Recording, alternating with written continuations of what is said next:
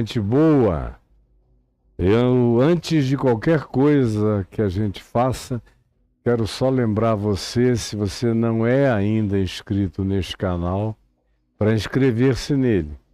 É tão simples, é só clicar e você se inscreve. É um dedinho suave e você se inscreve, clica no sininho para ser avisado quando as coisas forem postadas e, mais do que isso, um like, porque é a única linguagem que o algoritmo entende. E aí ele bota a gente para frente. Faça isso e convide os seus amigos a fazerem. A gente está concluindo, estamos no final da exposição que já dura 2 anos e 8 meses de Mateus, em Mateus, usando os evangelhos sinóticos de Marcos e de Lucas, fazendo corroborações, covalidações ou alguns acréscimos textuais de coisas que aparecem melhor num dos 3 evangelhos sinóticos do que no outro, e assim a gente vem alternando, mas o eixo que eu escolhi para seguir foi o do Evangelho de Mateus. Hoje nós vamos abrir um parêntese. Você lembra que na semana passada, na quinta-feira, na sexta eu não consegui fazer a nossa transmissão por questões pessoais e compromissos, mas eu falei na quinta-feira daquela situação toda de gravosidade contínua e permanente que atingiria sempre apenas e exclusivamente os genuínos discípulos do Evangelho, e que são chamados aqui de os escolhidos e os eleitos. Eu expliquei o que era isso, e não tem nada a ver com predestinação fatalista de nenhuma natureza, e está tudo gravado aqui na minha plataforma para você saber o que é, e eu já repeti isso muitas vezes, é um conceito recorrente na minha boca porque é problemático na sua mente. E é por isso que eu repito, é aquilo que eu vejo que é um problema constante na cabeça das pessoas.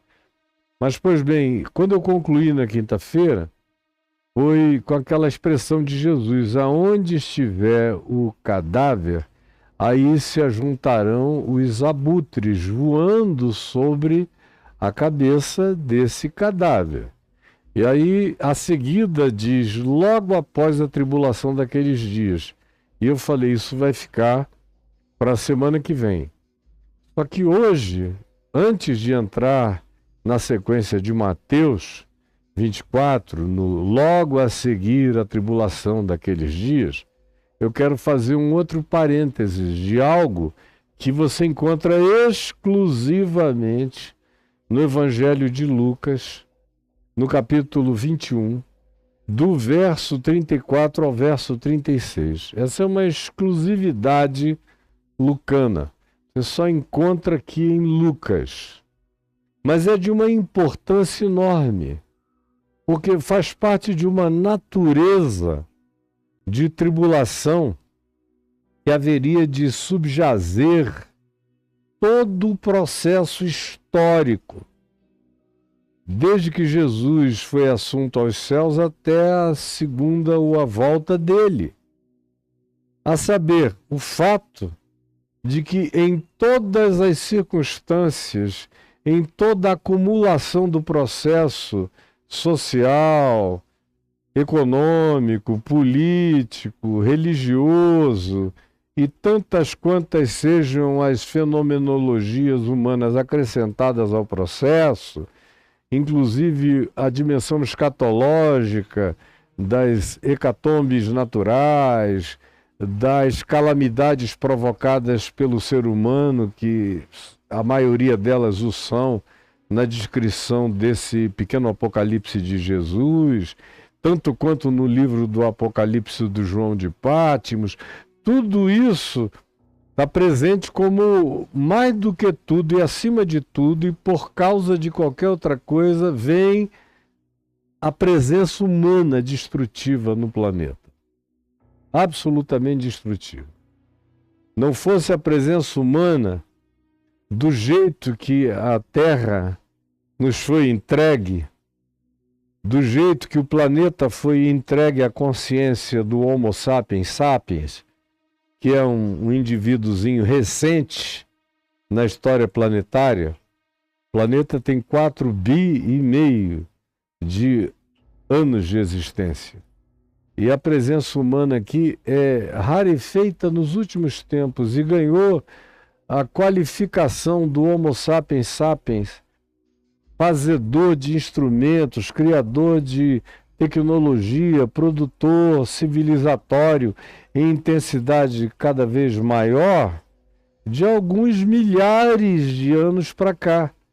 O que na história do planeta é algo transformado numa escala de horas, seria um minuto, 2 de presença Homo sapiens no planeta.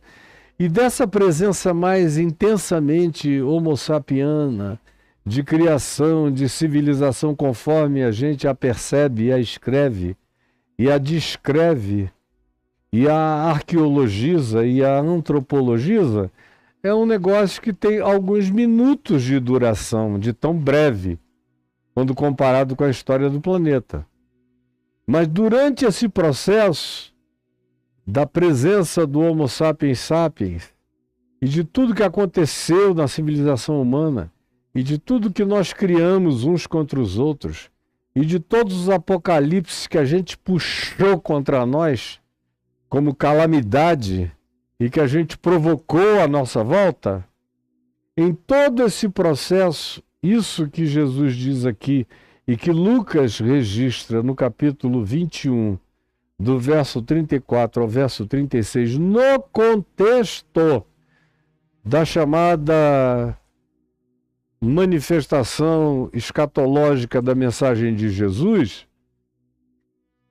o que se diz é de uma natureza sutil e uma capacidade de permeabilização do processo histórico, civilizatório e cultural presente sempre. Mas que Jesus diz que ganharia seus agravamentos, seus adensamentos, suas concreções mais palpáveis, mais significativas, mais inegáveis, mais fáceis de qualquer um, mesmo na sua estupidez, conseguir identificar alguma coisa, tanto mais quanto nos aproximássemos desse tempo de compressão angustiosa, chamada de os últimos tempos ou os últimos dias, é a expressão tanto de Jesus como especialmente de Paulo para essa designação. Está aqui, você vai ler comigo em Lucas 21, de 33 a 36, um texto no qual eu já preguei centenas de vezes nos últimos 52 anos, porque eu verifico nele uma importância de natureza psicossocial extraordinária e uma vinculação com uma penetração de natureza sutil das mais malignas, pervasivas, penetrantes e alteradoras. E que, como eu disse, só gente um pouco mais sensível percebe. O que é que Jesus disse? Nesse contexto das últimas coisas, depois que ele disse que os homens desmaiariam de terror, que haveria sinais nos céus, na lua, nas estrelas, perplexidade por causa do bramido do mar e das ondas, seres humanos desmaiando de terror pela expectativa das coisas que sobrevirão ao mundo, os poderes dos céus sendo abalados, que é uma expressão que aparece nos 3 sinóticos na mesma mensagem. Aí ele introduz uma parábola aqui chamada da figueira, que a gente virá e voltará a ela mais adequadamente em Mateus, provavelmente amanhã ou depois, mas hoje o que me cabe é não deixar que essa afirmação de Jesus do ambiente do sermão escatológico fique de fora dessa advertência sequencial aqui de Mateus. Que diz assim: acautelai-vos por vós mesmos. Não por causa de ninguém, mas por vós mesmos. A intenção de Jesus era que os discípulos não precisassem de outras pessoas para abrir os olhos delas. Tem gente nesse mundo, preste atenção. Se você não for lá e não abrir quase que à força os olhos delas, em alguns casos não puser inclusive um palito, ou não costurar para cima e para baixo, elas não enxergam de jeito nenhum. De jeito nenhum. Às vezes nem a luz de Deus eles aceitam que ilumine os olhos deles. E essa tentativa de abrir a força, você tenta, mas eles não conseguem, fecham de novo. É quase impossível abrir os olhos de quem não quer ver, e pior ainda, de quem se acostumou como cego a escolher para ser guiado por guias cegos, que na sua cegueira se oferecem, todavia, para serem guias de cegos. É apenas um grupo de cegos malandros e espertos faturando muito em cima de cegos idiotados, burros e alienados e cognitivamente dissociados da realidade por inteiro e completo. E tem gente que se acostuma a isso. É por isso que o culto à congregação, à igreja como congregação, ao pastor como profissional da iluminação, ao padre, ao sacerdote, ou ao instrutor de qualquer que seja a natureza de mentoria, são vendidos por um preço tão alto. Nas igrejas é dízimo, que nem o melhor psiquiatra cobraria para atender a pessoa no pior estado. São dízimos que nem os médicos cirurgiões mais bem dotados academicamente cobram para fazer uma cirurgia sem plano de saúde. Mas é o que os pobres fazem para entregarem de dinheiro na mão dos seus bruxos reverendos, dos seus feiticeiros pastorais e apostólicos, dos seus pseudo-profetas, adivinhos de mentiras, contadas da maneira mais tosca possível para a gente que gosta do que seja tosco, porque qualquer sutileza não os agrada e qualquer inteligência os apavora, e aí dependem tanto de outros e querem continuar dependendo. Você oferece para pessoas a chance de que elas comecem a andar com você, a aprender o evangelho com você, e dentre as coisas que você diz que vão acontecer, como as que eu prometo nos meus cursos, é o seguinte: você vai aprender a andar com Jesus com as próprias pernas, seguindo Jesus você mesmo, direto, como ele disse, vem e segue-me. Ele não disse, vem e segue o teu pastor, que vai seguir um bispo, que vai seguir um apóstolo, que vai seguir um líder de um novo mover, que está me seguindo. E você pega indiretamente o código lá atrás, que custa uma fortuna. Não! Há um só Deus. Há um só Deus. Há um só Deus. Há um só Deus. E um só mediador entre Deus e os homens, Jesus Cristo encarnado, Jesus Cristo homem, diz Paulo. Pois bem, Jesus, nesse sermão, introduz essa sutileza que, como eu disse, tem estado presente na história da civilização humana toda, mas que nesses tempos de extrema extrema angústia de tribulação, que a gente neles ainda não penetrou, mas estamos botando os pés na pavimentação final de entrada.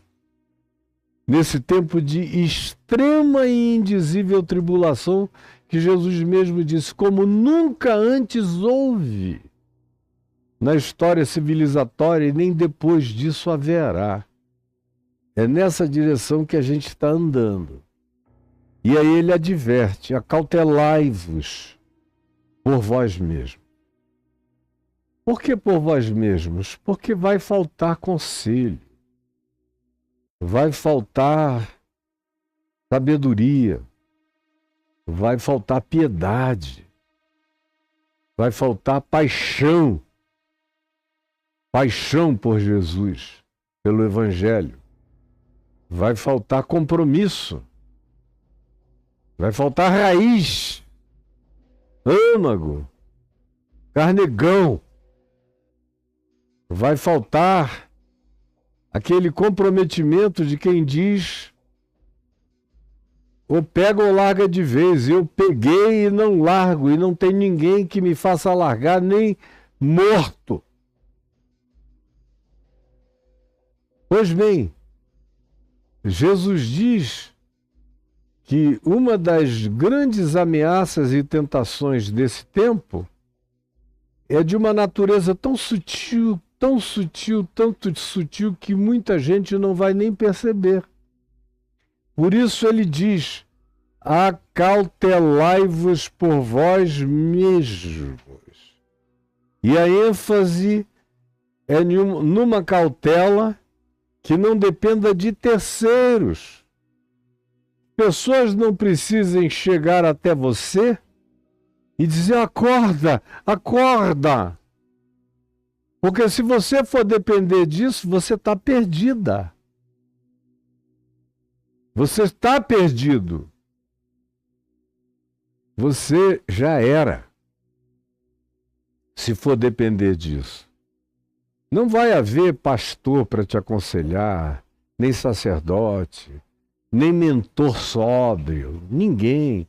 Vai estar todo mundo correndo atrás do seu, de grana, de dinheiro, ou de poder, ou de controle, ou de dominação, ou de invenção, ou de fabricação de uma grande população que lhes seja obediente. Todos vão estar interessados nisso.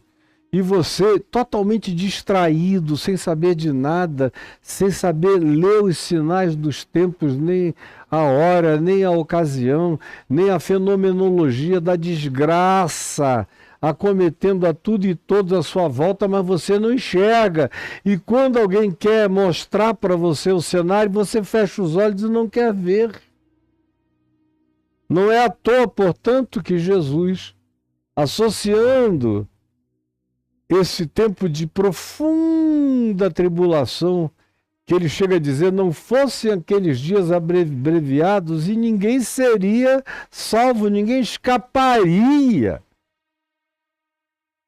daquela angústia de morte, e nem resistiria, e nem teria perseverança resiliente para suportar tamanha calamidade, variando do persecutório absoluto àquilo que seja a sedução mais diabolicamente proposta possível para a gente. Aí ele diz isso: acautelai-vos por vós mesmos. E eu quero que você guarde isso na mente, é por você mesmo. Chega uma hora no final em que não dá para você dizer: eu vou até a igreja para ouvir uma palavra edificante.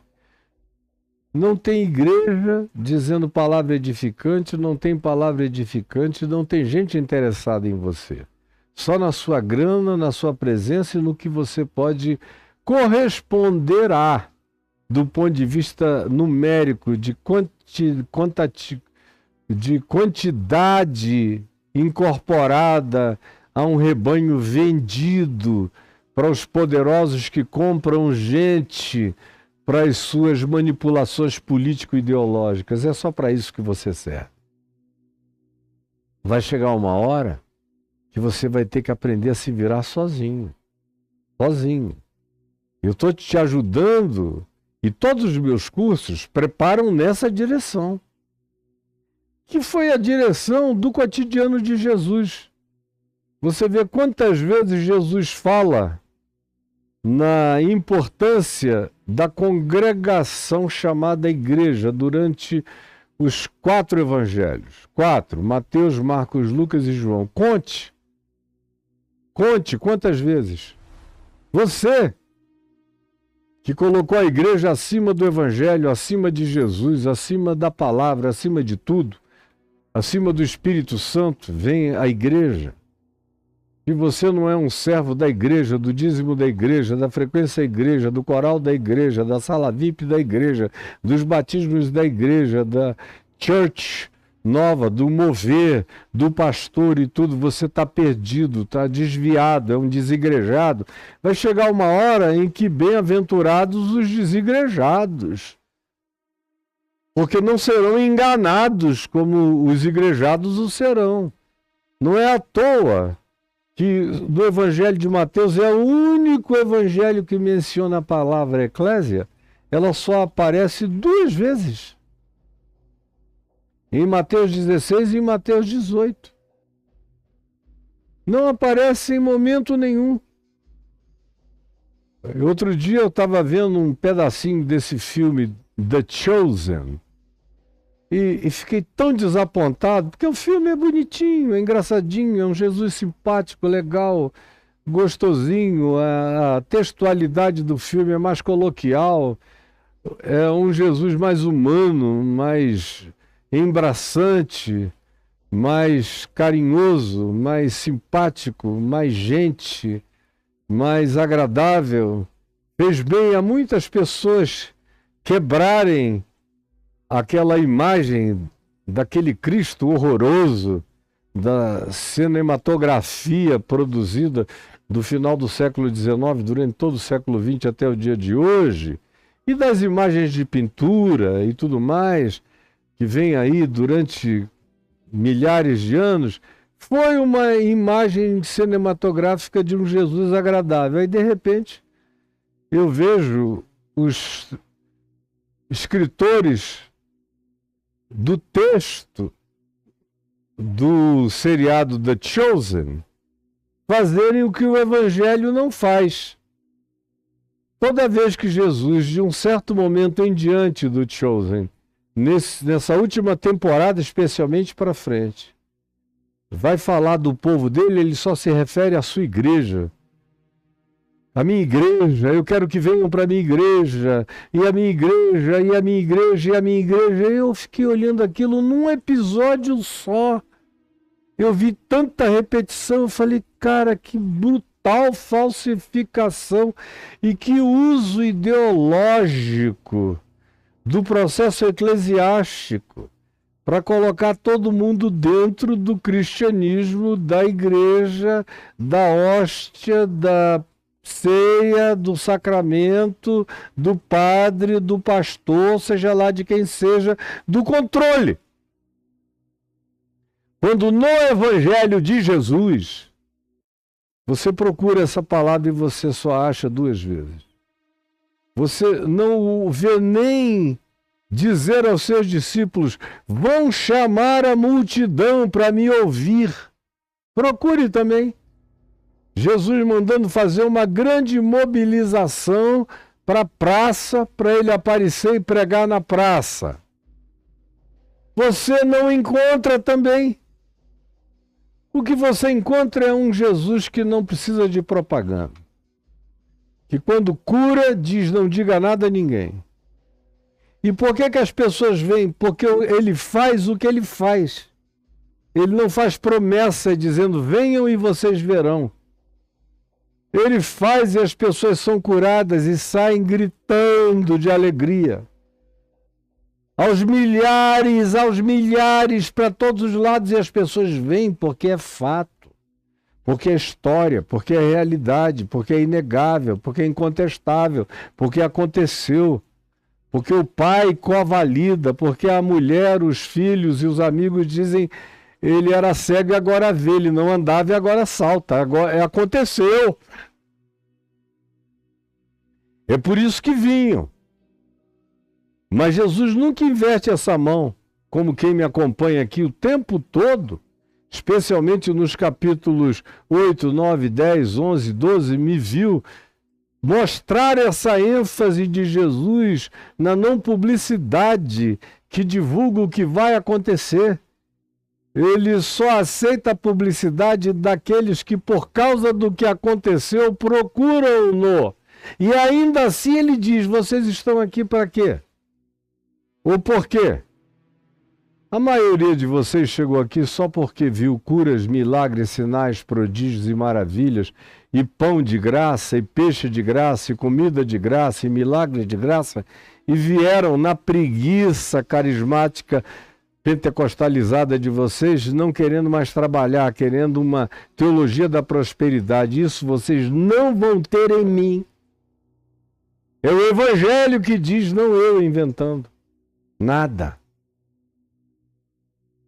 E é por isso que Jesus dá uma ênfase o tempo todo no quem quer ser meu discípulo, a si mesmo se negue, tome a sua cruz e siga-me. O convite dele é todo personalizado. Não faz viés em ninguém, nem em coisa alguma. É você direto nele. Você direto nele. É você que quer vir após ele.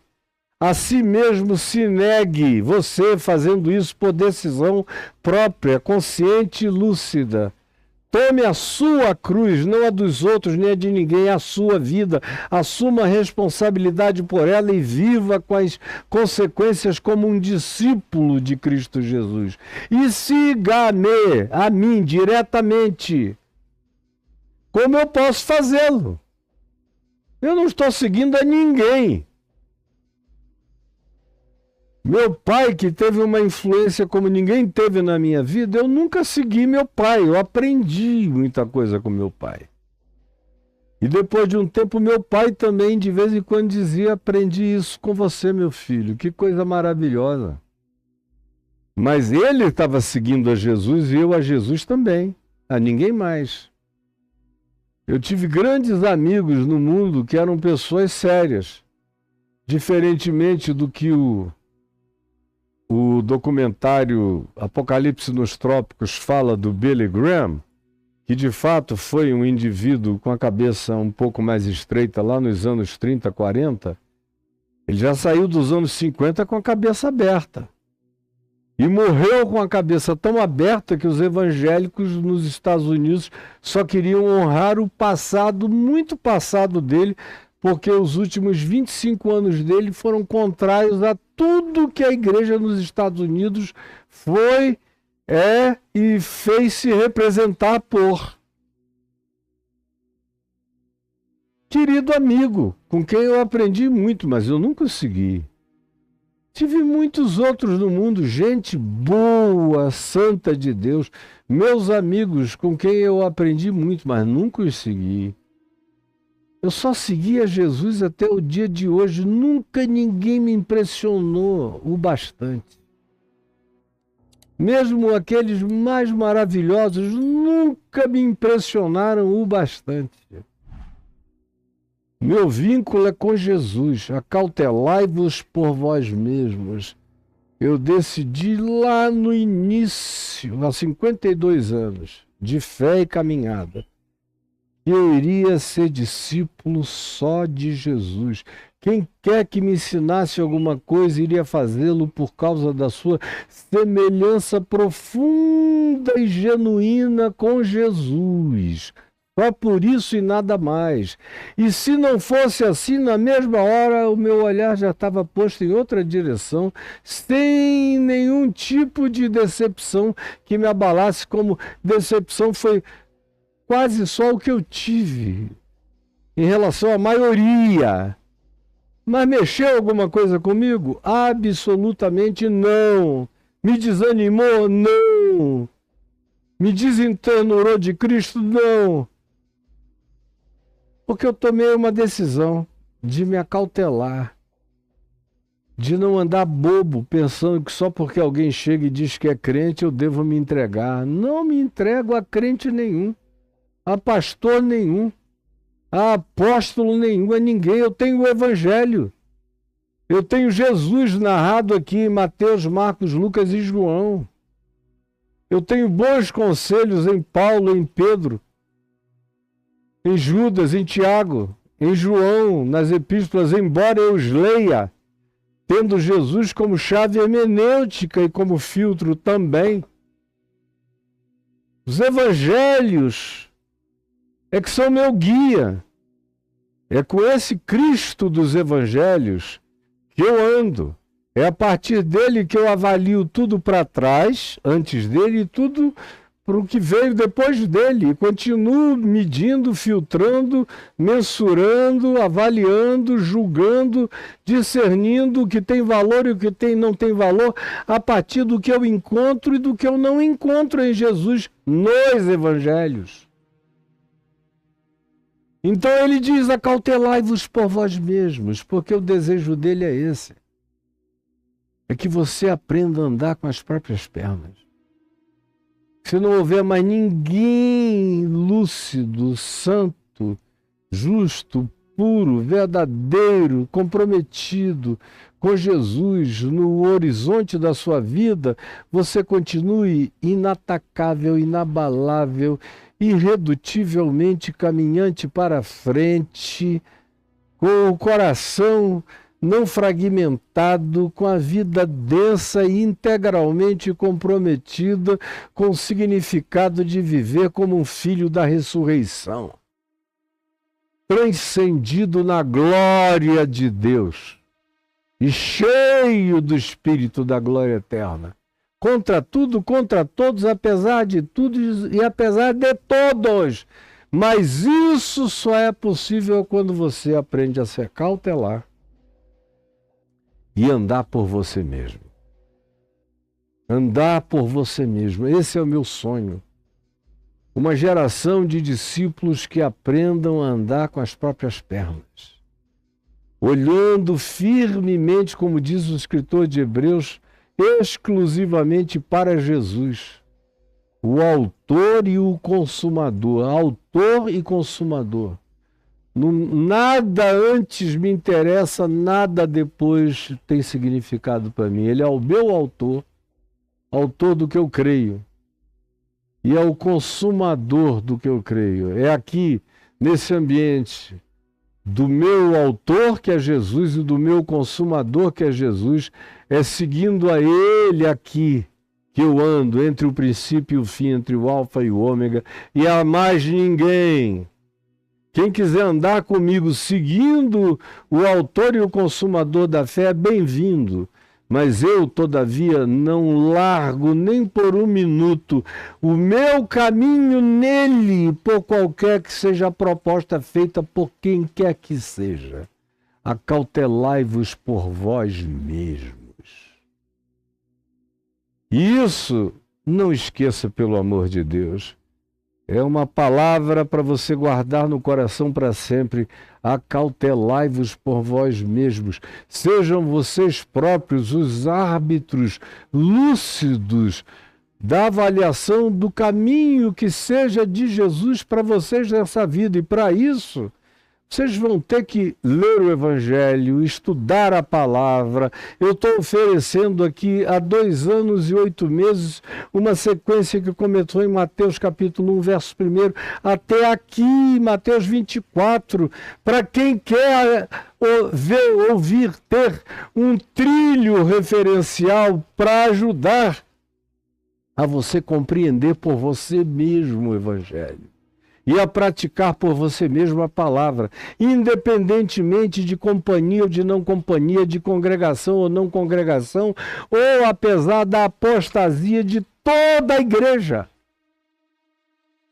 A igreja pode apostatar todinha, sabe o que isso vai arrancar de mim?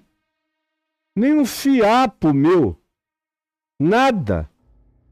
Porque eu não dependo disso e nunca dependi. Não é hoje que eu estou velho, com 70 anos. É desde os 18. Eu nunca dependi de ninguém quando eu recebi esta Bíblia, que é a única na qual eu li. E comecei a estudar os evangelhos como meu pai me recomendou. Primeiro, coma, deguste, mastigue, rumine os evangelhos, decore os evangelhos, aprenda os evangelhos, pratique os evangelhos, jejue sobre os evangelhos, lendo, sonhando até ele virar inconsciente na sua mente. E a sua resposta vir a ser dele, aí depois você faz o que você quiser. Mas faz isso. Desde aquele tempo que eu nunca tive nenhuma outra referência. Eu amei o Sadhu Sundar Singh, mas era só um discípulo de Jesus. Amei algumas outras pessoas, como Stanley Jones, gente boa, beça, mas era só um discípulo de Jesus. Você vê que eu não estou citando acadêmicos que ficavam na biblioteca, estudando na Torre de Marfim, falando e escrevendo coisas até bonitas, mas sem prática no cotidiano, sem existencialidade, cruenta, sangrante na prática do discipulado na vida. Eu guardo o maior carinho e estima por Dietrich Bonhoeffer, mas eu nunca fui discípulo dele. Eu tinha observações também a fazer a ele. Grande apreciação pelo meu irmão de leite, Søren Kierkegaard, mas muitas observações a fazer a ele, coisas que ele não alcançou no tempo dele, que pela misericórdia de Deus no meu tempo eu consigo ver, e que ele não viu.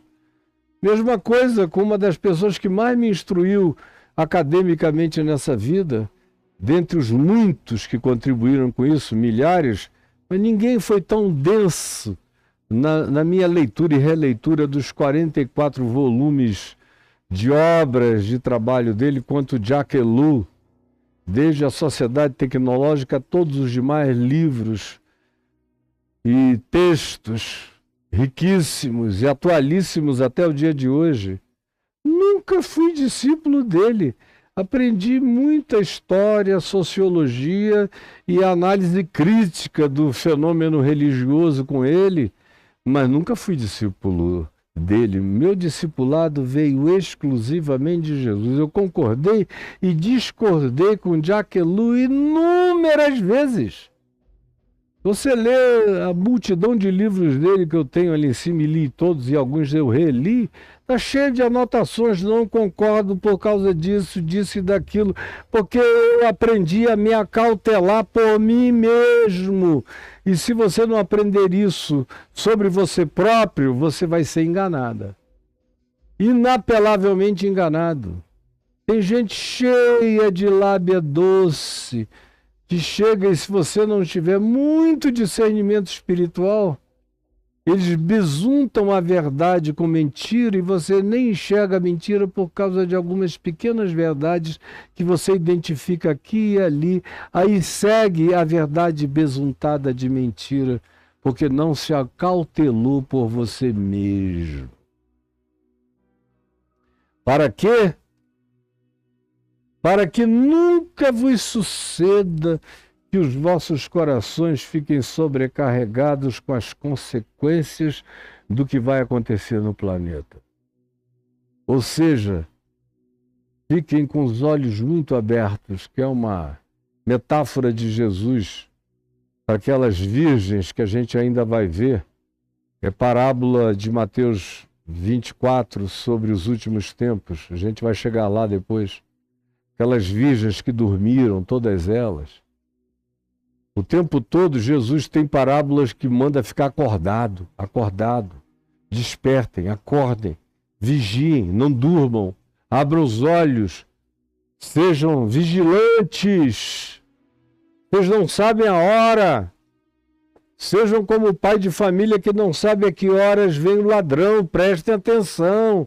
Acautelai-vos por vós mesmos. É algo recorrente no ensino de Jesus, é chamar a gente para ter uma mente alerta e pronta para discernir que não precise ser levada pela mãozinha por ninguém. Por ninguém. E eu estou dando a você instrumentos não para você depender de mim, é para você independer de mim, aprender a fazer a leitura tendo Jesus como chave interpretativa e concluir você mesmo. Ou você tem alguém que lhe dê mais segurança do que Jesus? É Moisés quem vai te dar mais segurança? É Davi? É Isaías? É Jeremias? Os profetas? É João Batista? É Paulo? É Pedro? É Tiago? É João? Não! É Jesus. É o anjo Gabriel? É uma nova revelação? Não! É Jesus. Acautelai-vos por vós mesmos. É só isso que eu estou tentando dar a você. Uma pena que a maioria parece que ouça e não entende. Acautelai-vos por vós mesmos para que nunca. É uma outra palavra forte, nunca. Aparentemente, Jesus não gostaria que houvesse uma única concessão ao engano na nossa vida. Você está ouvindo? Aparentemente, quando Jesus diz nunca, ele está querendo que nunca eu e você abramos nenhuma concessão para nenhuma natureza de engano ou de conciliação, de qualquer que seja a doutrina, catequese, ensino ou proposição que não seja exatamente o que o Evangelho encarnado, vivido, ensinado, praticado e gestuado por ele nos oferece, nos propõe e nos pavimenta como caminho, verdade e vida. É só isso. E passar disso já é falastrice desnecessária. É para isso que ele chama. Então, acautelai-vos por vós mesmos, para que nunca. Por que nunca? Porque às vezes uma única concessão contra o Evangelho, aonde você chega e diga como esse aparvalhado do Pablo Marçal, que é uma das figuras mais danosas do cenário da perversão nacional. Chega e diz, vocês sabem por que Jesus não deu ênfase a dinheiro, a ficar rico, a prosperar financeiramente? Sabem por quê? E ele pergunta e fica esperando uma resposta daquele auditório de pessoas com a cabeça toda adoecida pelo controle mental dele. Sabem por quê? Aí, como ninguém sabia, como ninguém sabe, exceto quem sabe, sabe que é porque o dinheiro é a raiz de todos os males e tem um poder de se tornar o Deus supremo do coração humano. O Deus supremo do coração humano. Poder, dinheiro, todas essas potências têm o poder de se constituírem no poder maior de adoração, a divindade suprema dos nossos cultos humanos. Por isso, essa é a razão. Mas o que é que o Pablo Marçal diz para os discípulos dele? Ele diz, é porque Jesus não era casado e não teve filhos. Como solteiro, sem preocupação com mulher e com filhos, ele podia dizer, ninguém pode servir a dois senhores. Aparentemente, isso é só uma relativização, mas não é só uma relativização. Isso quebra a espinha dorsal do Evangelho de Jesus. Não há nada no Evangelho que eu possa tirar e dizer não vai fazer falta ao todo. É como você pretender arrancar uma vértebra de uma estrutura vertebral toda capilarizada, com estruturas nervosas que não podem ser interrompidas, cujas mensagens viajam em todas as direções e não pode haver quebratura, quebramento. Aí vai lá ele e diz, não, é só isso aqui, é porque ele não era casado. Aí tem um monte de gente que aplaude, é por isso, aprendi uma nova revelação. É gente que nunca aprendeu o Evangelho, de fato, por si mesmo. E aí Jesus diz, para que não aconteça de nunca, nunca é a palavra usada, suceder que vocês façam algum tipo de relativização. Não faça nem a primeira, nem a segunda, nenhuma. Porque você vai se tornando desafeiçoado em relação à verdade do Evangelho. Você vai começando a criar relativizações. É um ponto aqui que altera outro ali. É uma ruptura acolá que quebra a sequência inteira da continuidade. E você vai achando que foi só uma coisinha que saiu. Não, foi um detalhezinho.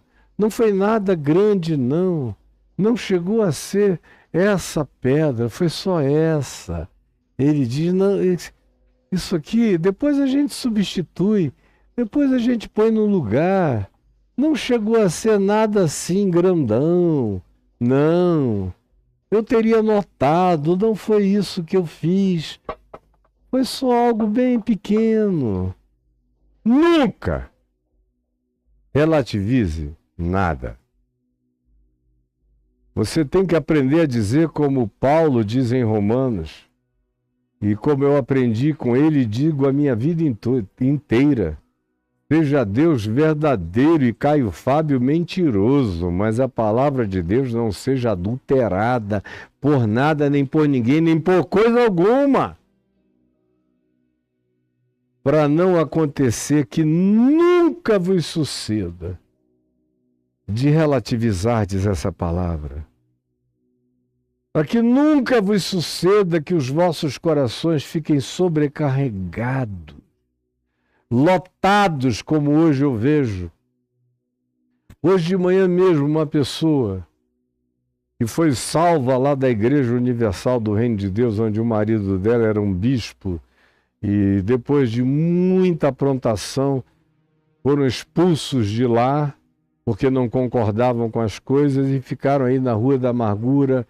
A mulher fala comigo de vez em quando, eu a ajudo, o marido também, como eles, há dezenas de outros que me procuram toda hora. E hoje uma dessas pessoas, uma dessas esposas de vários, me mandou um vídeo aqui de um carinha que eu nunca vi na minha vida. E geralmente quem trabalha com questões teológicas eu conheço. E eu nunca vi na minha vida um tosco, num podcast onde ele falou 1 hora só besteira. E quem o introduziu é um cara também completamente alienado do processo de educação teológica e de conhecimento histórico bíblico no país e no mundo, porque apresentou aquele ogro como o maior conhecedor do Jesus histórico no Brasil. Aí fala aquela ogrice em pessoa. Vem ali, vai, um monte de barbaridades. Ressurreição nunca aconteceu. Aí ele vem, como às vezes eu vejo o Sabino, amparado nos seus textinhos hebraicos, falar cada barbaridade que não tem tamanho, com base em tradução de texto. E por aí afora está lotado de loucura. A coisa mais rara é você encontrar algo sóbrio. E aí o que acontece? Os corações não criam só uma relativização. Depois da primeira, eles vão introduzindo uma quantidade enorme a ponto de ficarem sobrecarregados, lotados de mentira. Eles não sabem mais o que é verdade, o que não é, em que direção seguirem. Quem é que possa ter a palavra sóbria de Deus para anunciar a eles? É muita loucura, é muita sugestão, é muita confusão, é todo mundo sobrecarregado, lotado. É loucura saindo pelo ladrão, na alma humana, para todo lado, é o que eu vejo. E o meu coração se enche de compaixão, mas é o cumprimento do que Jesus disse. Se você não se acautelar por você mesmo, para aprender você próprio, o que vai acontecer é que você vai abrir concessões e o seu coração vai ficar sobrecarregado pelas consequências de todas as produções alucinadas. E dentre essas produções alucinadas, que Jesus diz que haveriam de superabundar no adensamento desse tempo anterior a essa tribulação incomparável que ainda virá e está chegando, ele menciona 3 coisas que têm um poder de gerar uma sobrecarga e criar consequências de natureza epistemológica.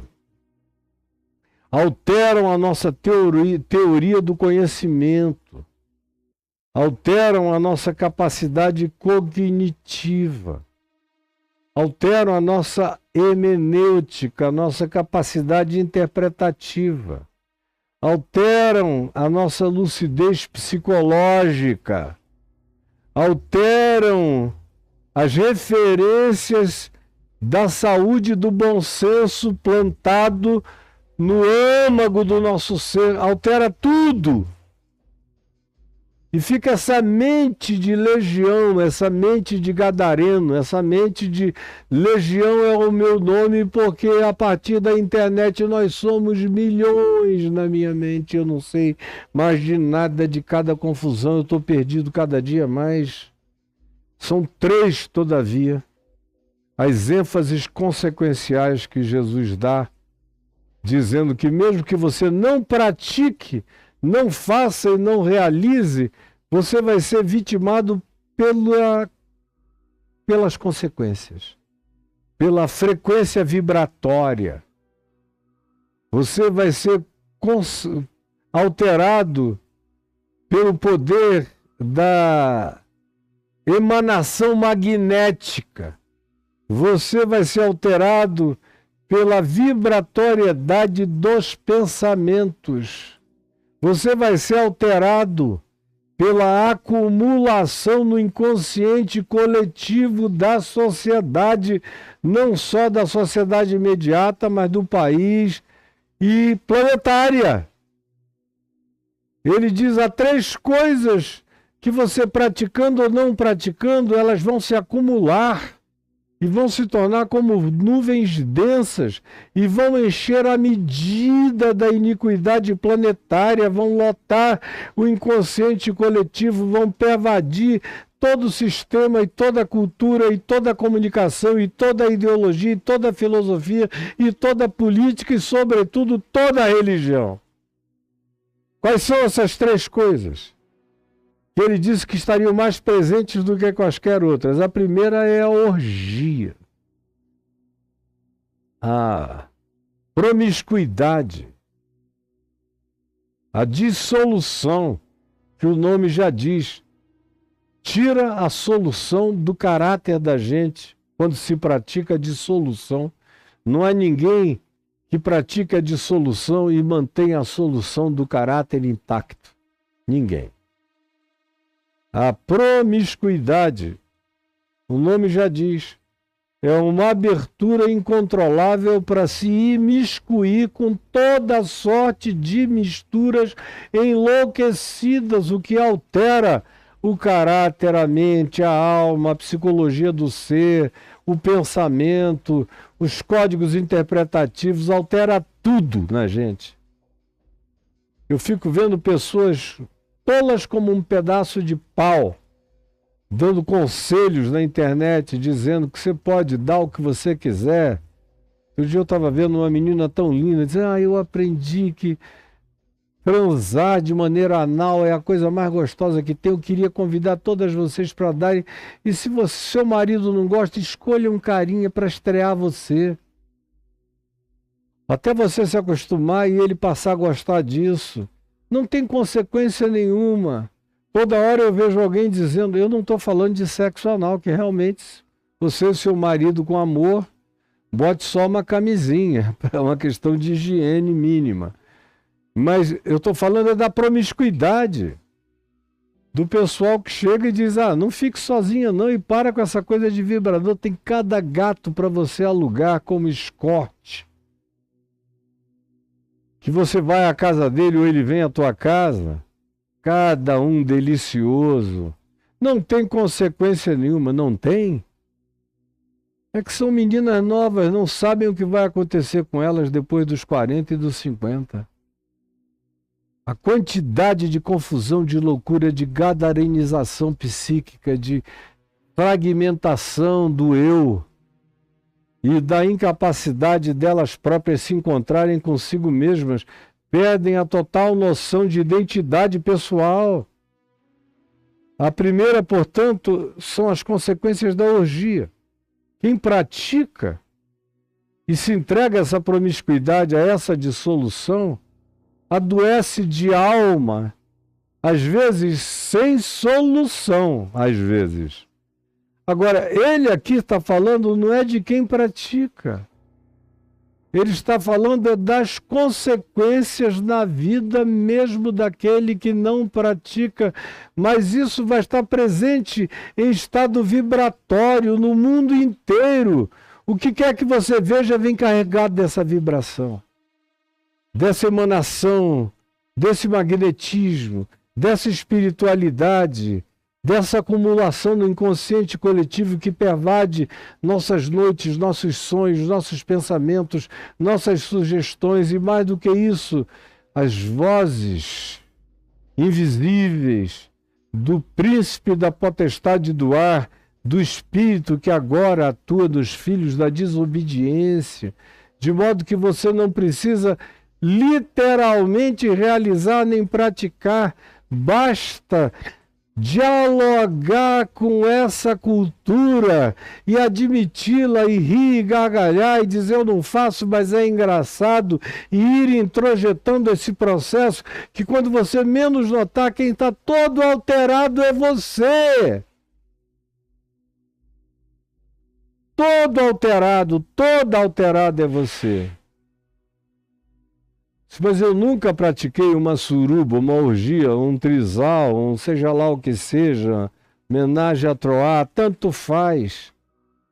Você naturalizou essa cultura de orgia, as consequências vão pegar você. Quem falou isso foi Jesus. Para quem não estava praticando, ele disse, cuidado com as consequências. Porque até a vibratoriedade vai ter poder de pervasividade na alma e na mente da gente e das pessoas. A primeira é a orgia. A segunda, ele diz, tomem cuidado para que vocês não fiquem sobrecarregados com as consequências da embriaguez. E não é de álcool apenas. Álcool ou bebida alcoólica se bebia muito nos dias de Jesus. Especialmente a cerveja, que era muito saudável, chamada Cevita romana, mas que já vinha sendo praticada e usada abundantemente no Egito há 5.000 anos, na Índia há 7.000, na China também, com elementos diferentes, mas cerveja, cevada, coisa que o valha. E nos dias de Jesus era um alimento hidratante recomendável, porque era fermentado e era mais saudável à saúde do que algumas águas não potáveis das fontes poluídas das estradas. A mesma coisa o vinho. Eu me lembro que quando eu, bem jovenzinho, com 21, 22 anos, fui para a Europa a primeira vez e passei muito tempo lá, especialmente em Portugal, e viajando pela Europa toda, um tempão, meses, um pedaço enorme de ano, bem novo, com mochila nas costas, conhecendo tudo que é biboca europeia e portuguesa. E me lembro que eu cheguei no Rio Minho, no norte de Portugal, e eu estava com sede na casa de amigos nossos aonde estávamos. E aí alguém ficou embaraçado quando eu falei, tem uma aguinha para eu beber? E eles acharam que a água lá do poço deles era uma água muito salobra. Aí chamaram uma criança de uns 12 anos e disseram, vai até a vila trazer água para o senhor Caio, para buscar água. água de boa qualidade para o senhor Caio. Aí o garotinho saiu correndo. Eu falei, por que não tem água em casa? Não, mas não tem a qualidade que vai lhe fazer bem. E aí, depois de quase uma hora, lá volta o garoto, carregando um galão de água. Aí eles me serviram como uma coisa preciosa. Eu falei, escuta, ele foi comprar? Aí, foi, porque a água aqui de casa não é boa. A menos que tu queiras vinho da bica. Que aqui entre nós quase não bebemos água. Aí eu vi as criançazinhas de 7, 8, 9 anos chegando com suas canecas, colocando na bica e bebendo. E não era suco de uva, era fermentado. Bebendo todas vermelhinhas. Pois bem, no primeiro século de Jesus, não só na Palestina, mas no mundo do primeiro século, se bebia muito. Agora, Jesus não está falando de beber, porque ele nunca foi contra isso. O primeiro milagre dele foi transformar a água em vinho, vinho, vinho, vinho. Não suquita idiotada, como ensinam nessas igrejas entorpecidas, de gente ensandecida. Não, era vinho de verdade. Você veja no Getsemane, os discípulos tomaram 4 cálices de vinho, não conseguiam ficar acordados, dormiam. Dava sono. Era vinho. Pois bem, Jesus está falando aqui de embriaguez, de excesso. Ele não está proibindo tomar vinho. Que ele mesmo não era hipócrita e tanto fazia e transformava quanto bebia vinho. Na casa de todos os que o convidavam. Vinho de verdade. Ele está falando do excesso. Como a gente vê hoje em dia, ninguém bebe mais, na realidade é essa, pouca gente bebe. Eu conheço pouca gente que bebe, é um pessoal que chega na tua casa e se você servir um vinho, eles vão beber um cálice, 2, no máximo 3, e vão parar. Ou qualquer outra bebida que você sirva. Não, eu vejo hoje, nos aniversários que eu vou, de gente jovem, ninguém bebe. O pessoal pega o uísque, vodka, cachaça, mistura tudo e vapute. 3 talagadas daquela já está todo mundo doidão, não sabendo mais nem o que está falando. Esse pessoal não bebe. E eu desconfio que eles nem gostem do gosto da bebida. A maioria deles só quer ficar doidão, embriagados mesmo. E é o que Jesus denuncia, cuidado com as consequências da embriaguez. E aí é mais sutil ainda, porque ele não está falando daquele que se embriaga. Esse aí, coitado, se decidir viver assim, vai se destruir assim. E não é só de álcool.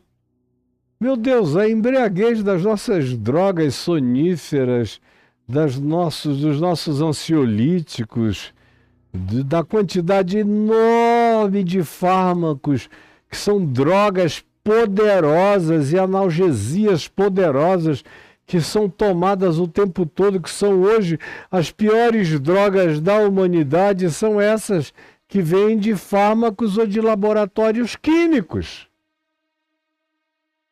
e que geram embriaguez destrutiva que encurtam o prazo da vida para poucos anos. Mas não é nem disso que Jesus está falando. Isso é óbvio que destrói a vida com rapidez enorme. Ele está falando das consequências. Do que isso produz numa sociedade de ébrios. Ou de gente com a consciência alterada. O que isso altera no trânsito, o que isso altera de briga de rua, o que isso altera nas pseudo-festas, o que isso altera nos festivais, o que isso altera nas decisões de trabalho, o que isso altera na quebra dos casamentos que se inviabilizam, o que isso altera na morte da afeição pessoal de pais por seus filhos, O que isso altera para todo lado e vai virando cultura, vai sendo naturalizado. E até quem não faz e não pratica começa a lidar com a naturalização disso. E depois de um tempo começa a ficar impermeavelmente insensível. Continua dizendo, não, mas eu não faço. Não faz, mas vive no meio de uma geração da qual a gente não deve sair, porque Jesus disse, Pai, eu não te peço que tu os tires do mundo, e sim que tu os livres do mal. Dessa geração eu não devo sair nem me alienar, mas Jesus me ensina a me livrar do mal, quando diz, acautelai-vos por vós mesmos, botem o capacete da salvação, vistam a couraça da justiça, calcem os pés com a preparação do evangelho da paz, empunhem o escudo da fé e aprendam a brandir a espada do Espírito, que é a palavra de Deus, que não é a Bíblia, é a consciência de Jesus tomando conta de vocês, ensinando vocês a interpretarem a vida. Essa é a palavra viva de Deus plantada no coração de vocês. É isso que vocês têm que fazer para aguentarem as consequências. Para viverem no meio disso sem serem pervadidos, alterados, sem notarem, sem perceberem. Orgia e os alteradores de consciência que tornam todos anestesiados no mundo. Porque para viver em dias de tribulação, como esses dias que a gente habita e neles vive, é preciso estar anestesiado. Eu olho um monte de gente anestesiada e entendo. O cara não tem como aguentar a pressão do desespero. É um apocalipsismo existencial, declarado ou não declarado, subrepetício, frequente, permanente e subliminar e inafastável e presente o tempo todo em tudo que se faz. Tem risco disso. E mesmo que o indivíduo evite pensar no assunto, o assunto pensa nele o dia inteiro. E ele sabe que está sendo pensado pelo tema, que ele não quer pensar para não se angustiar, mas se angustia sem saber, porque ele é pensado pela tematização o dia inteiro. Cuidado com as consequências. Mesmo você que não pratique, fique de olho bem aberto, acautele-se por você mesmo. E a terceira coisa, ele diz que é o consumismo. As preocupações deste mundo. O desespero pela segurança do dinheiro, do poder. Todo mundo já aprendeu que quem manda no mundo é quem tem muita grana. Então todo mundo quer mandar no mundo. Ninguém quer mais poder de Deus. Que poder de Deus? Igreja não quer poder do Espírito Santo. Não quer. Ela quer poder da grana. Ela quer poder da teologia do domínio, o poder da teologia da prosperidade, o poder do dinheiro, o poder do dízimo, o poder das ofertas, o poder das heranças doadas por aqueles crentes fanáticos que acham que estão devendo a alma ao dono dela, que é o seu pastor, ou bispo, ou sacerdote. É uma tragédia o que a gente assiste. E todo mundo querendo encontrar esse lugar de segurança. Porque também tem uma teologia da insegurança que diz, olha, quem está pobre é porque é amaldiçoado. Quem está pobre é porque é preguiçoso. Quem está pobre é porque Deus não botou a mão favoravelmente sobre ele. Quem está pobre é porque frequenta algum culto de cultura afro ou de qualquer outra natureza. Quem está pobre é porque se converteu ao Evangelho e ficou cheio dessa bondade de Jesus, que não enriquece ninguém, é bonitinha, está tudo certo, mas não dá certo. É o que é divulgado para todo lado, isso no meio cristão. fora. Meu Deus, é a lei da vida.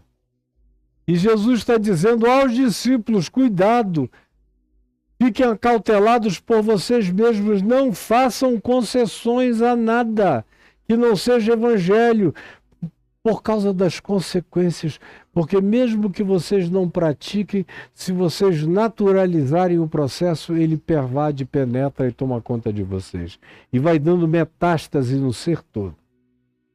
É relativização da orgia, da promiscuidade, da dissolução, relativização do entorpecimento mental, da lucidez, relativização do consumo, da busca desenfreada pela posse, pela propriedade, pelo ter, pelo possuir em grande abundância para muitas gerações, e aonde a grande unção é a unção da usura, que no máximo compartilha o dízimo com a igreja para não receber maldição, conforme a promessa.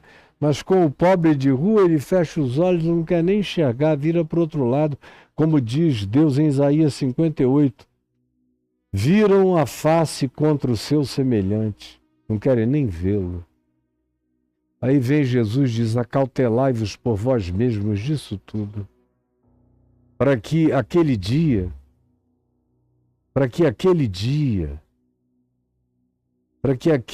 não venha sobre vós repentinamente como um lar. Quando vocês estejam absolutamente distraídos. Aí, de repente, quando vocês veem, já tem uma forca espiritual do pescoço e vocês estão morrendo de si mesmos sem saberem o que os levou àquela morte, que só produz agora depressão, vontade de morrer, pânico, medo, angústia, desespero, escândalo, tristeza. Aí, de repente, seus olhos vão se abrindo quando você já não tem mais força para reagir. Aí você diz, meu Deus, só tinha líder espiritual mentiroso. Tudo era engano, tudo era mentira. Aí tem gente que se suicida, tem outros que se drogam até não poder mais, não querem mais sair da cama. Tem gente que desiste da vida. E são esses que vêm de igreja desistentes da vida, os que dão mais trabalho, os que são mais difíceis de curar.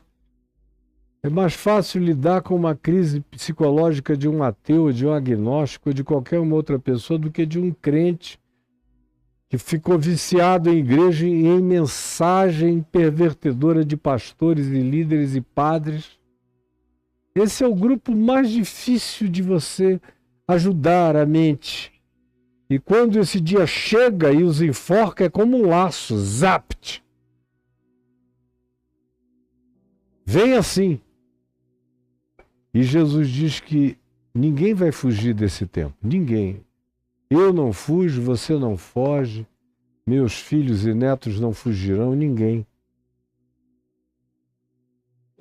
Pois há de sobrevir a todos os que habitam sobre a face da terra. Há de sobrevir. Há de sobrevir a todos os que habitam a face da terra. Não vai haver Gileade nem Ziklag, conforme os fanáticos crentes americanos prometem, não. Não vai haver arrebatamentozinho da igreja para você não sentir dor, como a teologia dispensacionalista, adventista, testemunha de Jeová e neopentecostal americanos ensinaram a você. Não. Vai te pegar. E você vai ter que estar preparado. Isso vai acontecer sobre todos os que habitam a face da terra. Vigiai, pois, por causa disso, esse pois é o evocativo do contexto, por causa disso, a todo tempo, orando, não é de joelho no quarto orando, sem sair de casa, não, é orando na mente. Aprendendo a orar sem cessar, a transformar o processo do pensar num processo do orar, e transformar todo o seu processo de oração num processo de reflexão. Você diz, mas isso é possível? É. Eu comecei a praticar isso há 52 anos atrás e hoje eu faço isso naturalmente. Naturalmente. Às vezes eu estou até ali ouvindo e vendo uma novela com a minha mulher, aí tem lá um monte de besteira sendo falada e a minha cabeça está pensando em oração e a minha reflexão é orada e a minha oração é uma reflexão sobre como o mundo está e eu vou vendo os modelos e os modais e as aplicações e o que está por trás daquela fenomenologia que gerou aquele tipo de diálogo. O tempo todo, em qualquer coisa que eu faço, eu estou assim. Até jogo de futebol, até estratégia de time, eu olho. Quando eu vejo, eu já estou pensando numa metáfora, numa analogia de natureza espiritual com aplicação na vida o tempo todo. Por isso, para mim, é tão fácil fazer metáfora de qualquer coisa, porque a minha vida e a minha mente funciona de maneira semiótica, metafórica, simbólica e o tempo todo arquetípica, interpretativa, olhando tudo, querendo aprender lição de tudo e de todas as coisas. É isso que o orar sem cessar lega a você. Também um pensar sem cessar, com categorias elevadas e espirituais, como Paulo disse, escrevendo numa das suas cartas, pensai nas coisas lá do alto, onde Cristo habita à direita de Deus. Manda a gente pensar, manda a gente ter a mente de Cristo, manda a gente desenvolver um raciocínio que carregue a espada de dois gumes como elemento cortante para analisar alma, espírito, juntas, medulas, psique, condição humana. Manda que todos nós nos tornemos psicanalistas espirituais da compreensão da natureza humana e da psicocoletividade manifesta na sociedade planetária. Vigiai, pois, a todo tempo orando, para que possais escapar de todas estas coisas que têm de suceder. Elas não deixarão de acontecer. E Jesus é de um realismo esmagador. Elas vão acontecer. O que melhor pode acontecer a vocês é aprenderem a escapar delas. Não a se alienarem dela, mas a escapar delas. De todas essas coisas que têm de suceder. E então, estar em pé na presença do Filho do Homem, que vai voltar. É isso que eu quero que você guarde hoje, porque amanhã nós vamos deixar Lucas, hoje já agora, e voltarmos para Mateus 24, que nos diz, depois do que eu tinha lhes dito na quinta-feira, onde estiver o cadáver, aí se ajuntarão os abutres. O verso 29 de Mateus 24 diz, logo em seguida a tribulação daqueles dias. Mas isso vai ficar para amanhã. Jesus, eu quero te pedir, e te entregar. Eu não tenho energia para gritar. Eu só tenho oxigênio para falar contigo. Para falar contigo. Para falar contigo. Para falar contigo. E pedir que essa palavra, dita com toda a sinceridade e energia do meu coração, tenha encontrado um lugar para penetrar a mente, a alma, a compreensão, a cognição, a lucidez e a inteligência espiritual de cada pessoa que me viu, me vê e me verá, neste tempo e em outros tempos e gerações, em língua portuguesa, em língua inglesa e em muitas outras línguas para as quais essa mensagem irá. em nome de Jesus.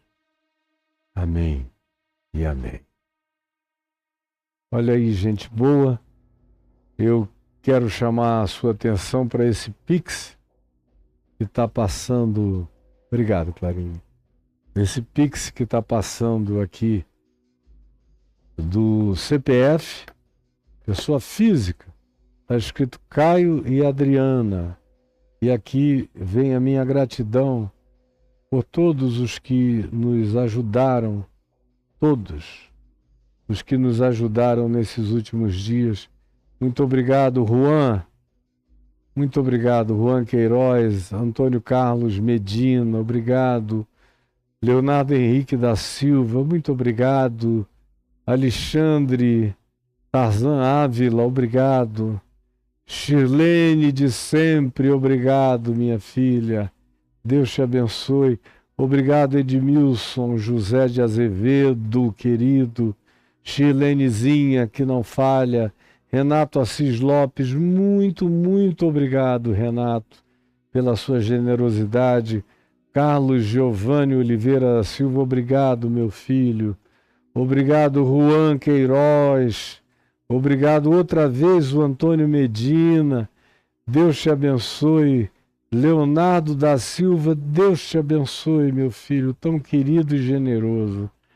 Clênio, cara, você tem sido tão cheio de graciosidade para conosco. Eu e a Adriana te agradecemos. Antônio José Simão, muito obrigado, meu irmão.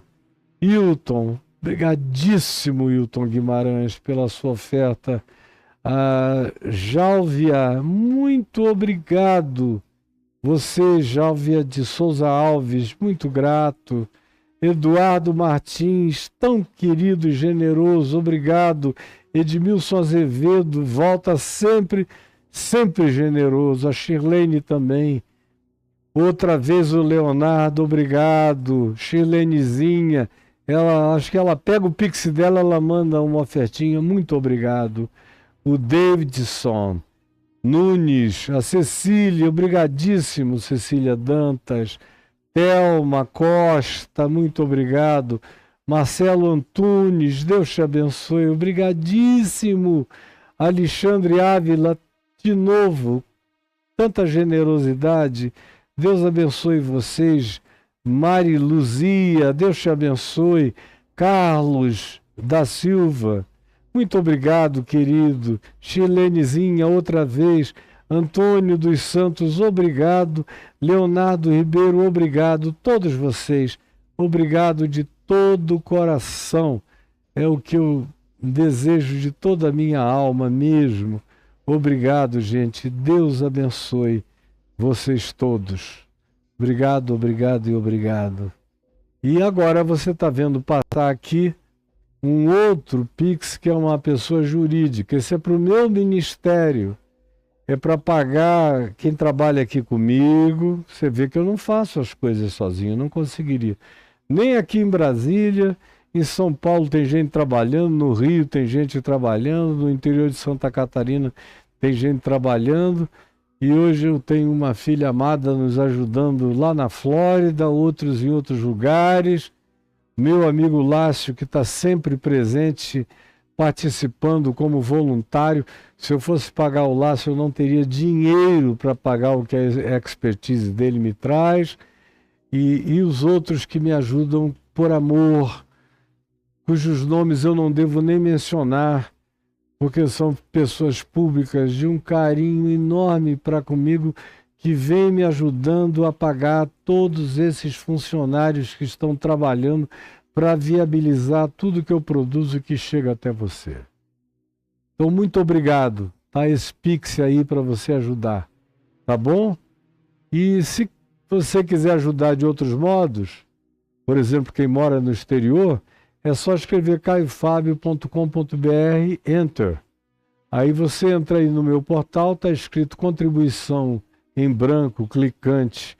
Aí em cima, clique entre, passe esse verde, tem aí os dois bancos, Santander e Banco do Brasil, para você fazer contribuição em depósito. São contas e CNPJs diferentes. mais opções de contribuição. Aí você chega, tem os cartões de crédito, e eu não sei se Visa e Mastercard estão dando problemas por causa do Pix, mas hoje em dia nosso Pix até parcelado ele já está chegando, é uma revolução mundial. Mas você tem cartões, enquanto der para usar, sabe por que o cartão é bom? Por causa da programação que dá para fazer dele para 6 meses, 1 ano. Tanto programações únicas quanto aquelas programadas para 6 meses, 1 ano, que ajudam muito o Edivaldo, porque ele se programa sabendo quanto vai entrar.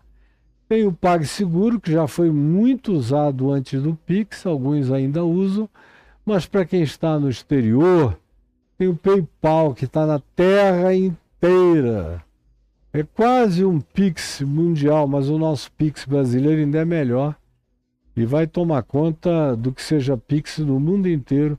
Daqui a pouco você vai conseguir mandar recursos para me ajudar aqui no Brasil usando o Pix do seu país. E você vai ver como isso vai acontecer. Tomara que sim. Deus te abençoe e nos ajude. Agora, meu prazer é que você faça os meus cursos.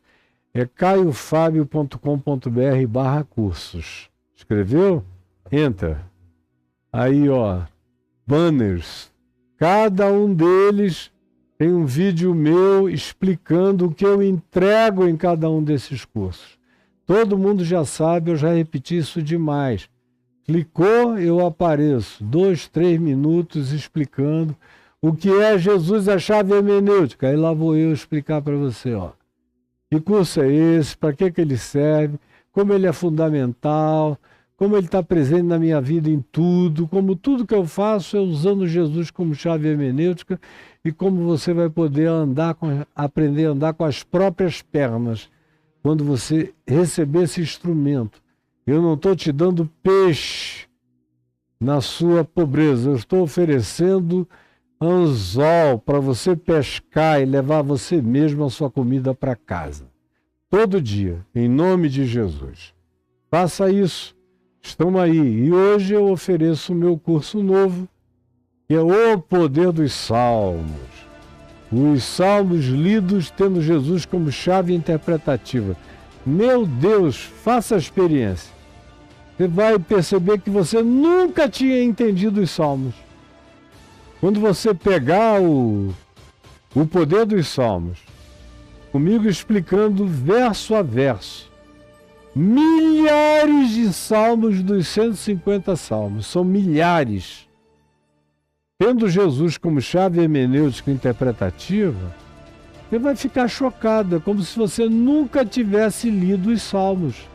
E a aplicação, e a abrangência, e a pertinência, e a praticidade, e o poder de inabalabilidade de fé que vai alcançar você, vão ser uma coisa extraordinária. Entre aí no caiofabio.com.br/curso e diga: eu quero o meu curso O Poder dos Salmos. Tá tudo aí para você, não desperdice essa oportunidade, tá bom? Hoje eu vou parando por aqui, eu estou cheio de coisas para fazer. Eu paro aqui, mas o meu trabalho continua.